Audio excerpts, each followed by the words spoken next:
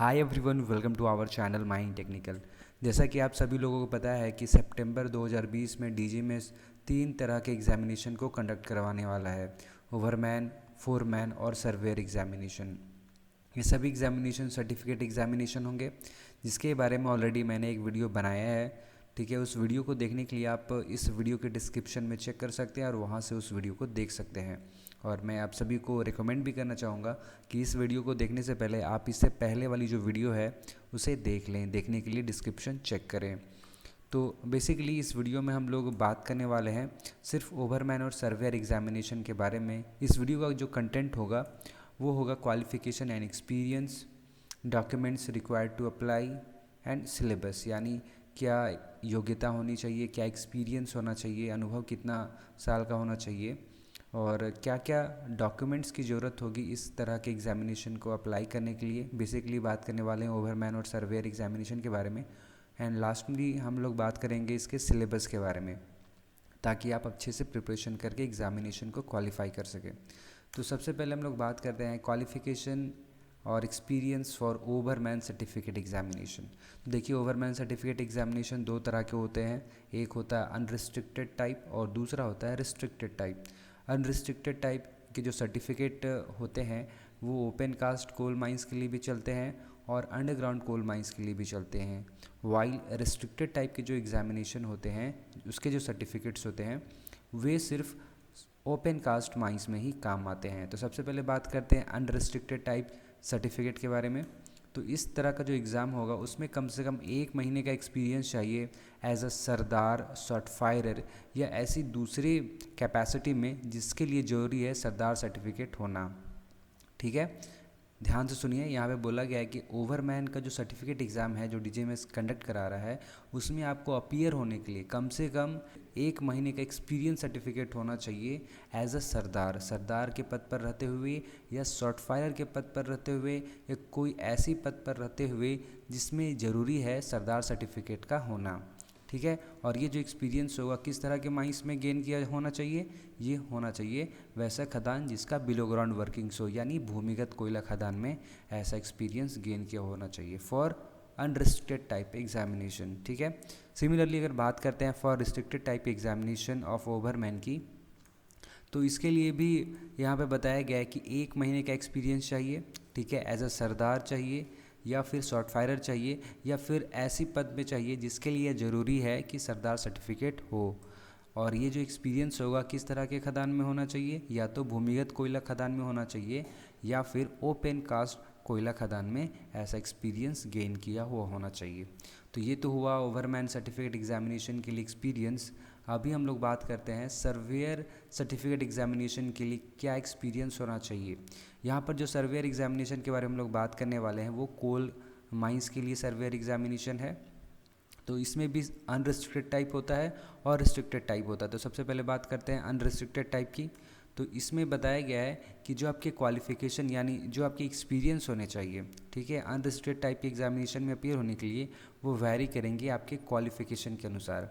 अगर आपने 12th की है, मिनिमम तो 12th होना ही चाहिए इसका क्वालिफिकेशन, या फिर आपने डिप्लोमा किया है या डिग्री किया है सिविल और माइनिंग को छोड़कर कोई दूसरा ब्रांच में। ठीक है, अगेन आई एम रिपीटिंग, अगर आपने 12th किया है या डिप्लोमा या डिग्री किया है सिविल माइनिंग को छोड़कर कोई दूसरे ब्रांच में, तो इसके लिए आपको एक्सपीरियंस चाहिए 2 सालों का। कहाँ पे एक्सपीरियंस चाहिए? अंडरग्राउंड कोल माइंस में। किस टाइप का एक्सपीरियंस चाहिए? सर्वेइंग में आपको एक्सपीरियंस चाहिए। ठीक है, और अगर बात करते हैं दूसरे टाइप के क्वालिफ़िकेशन की, जैसे कि अगर आपने डिप्लोमा या डिग्री किया है सिविल इंजीनियरिंग से, या फिर डिप्लोमा किया है सर्वेइंग से, या फिर नेशनल ट्रेड सर्टिफिकेट सर्वेइंग में आपके पास सर्टिफिकेट है, तो इसके लिए जो आपका एक्सपीरियंस होगा वो कम से कम 6 महीने का एक्सपीरियंस होगा, सर्वेइंग में होगा और ये किसी भूमिगत कोयला खदान में होना चाहिए। नेक्स्ट अभी बात करते हैं हम लोग रिस्ट्रिक्टेड टाइप के सर्टिफिकेट एग्जामिनेशन के बारे में।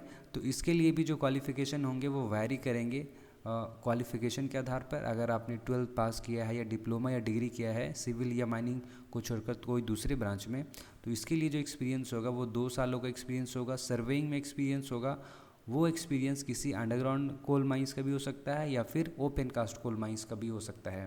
सिमिलरली अगर बात करते हैं वैसे कैंडिडेट्स के जिसके पास डिप्लोमा या डिग्री है सिविल इंजीनियरिंग में, या फिर डिप्लोमा सर्टिफिकेट है सर्वेइंग में, या फिर नेशनल ट्रेड सर्टिफिकेट है सर्वेइंग में, तो उनके लिए कम से कम 6 महीने का एक्सपीरियंस चाहिए इन सर्वेइंग।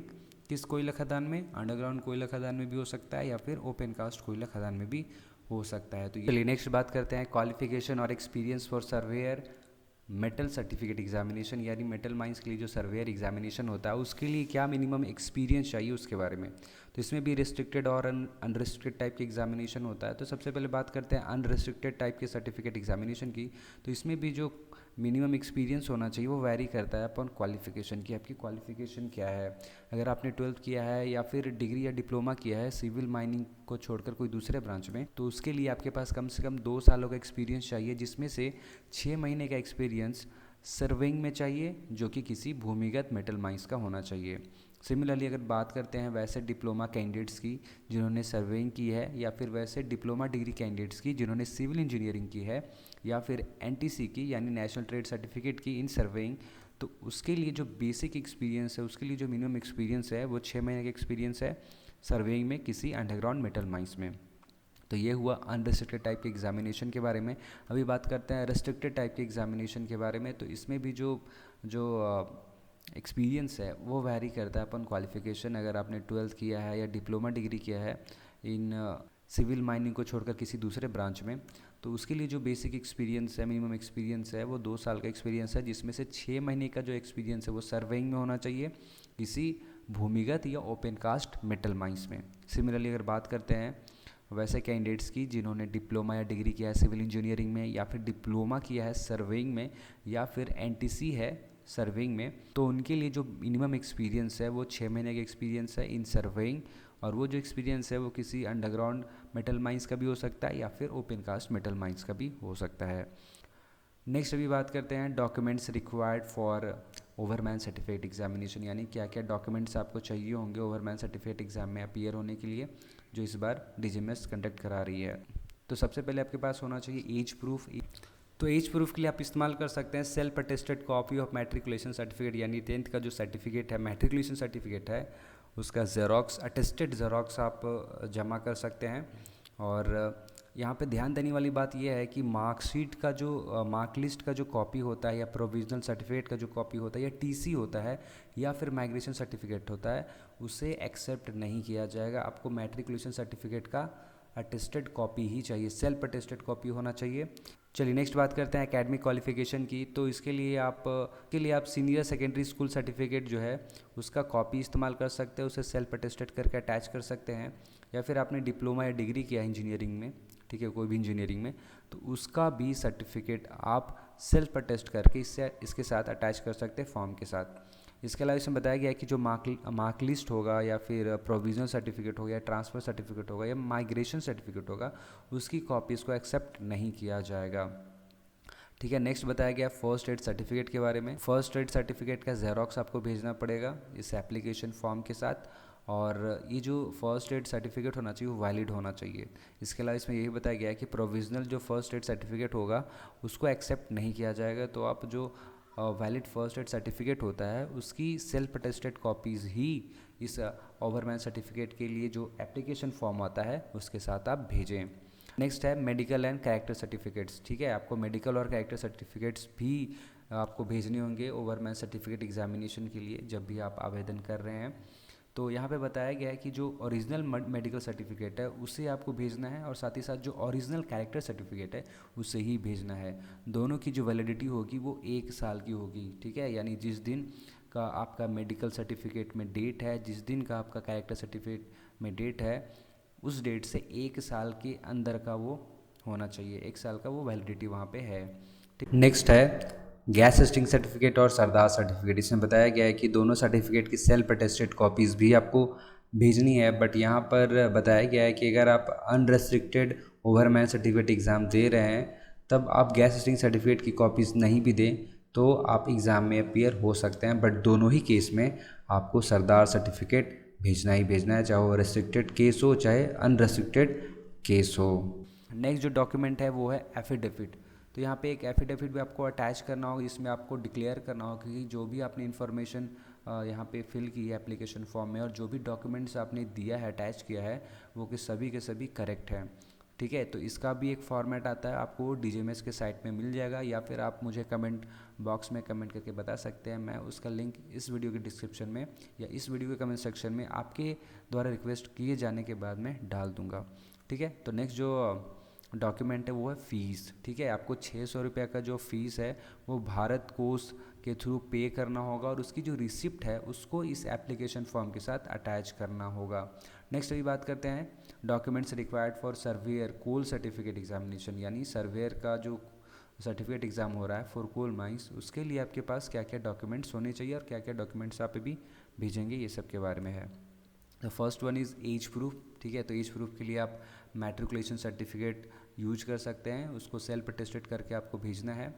और जैसा कि मैंने बताया कि मार्क लिस्ट हो गया, प्रोविजनल सर्टिफिकेट हो गया, ट्रांसफ़र सर्टिफिकेट, माइग्रेशन सर्टिफिकेट, ये सब की कॉपीज़ को एक्सेप्ट नहीं किया जाएगा। नेक्स्ट है एकेडमिक क्वालिफिकेशन।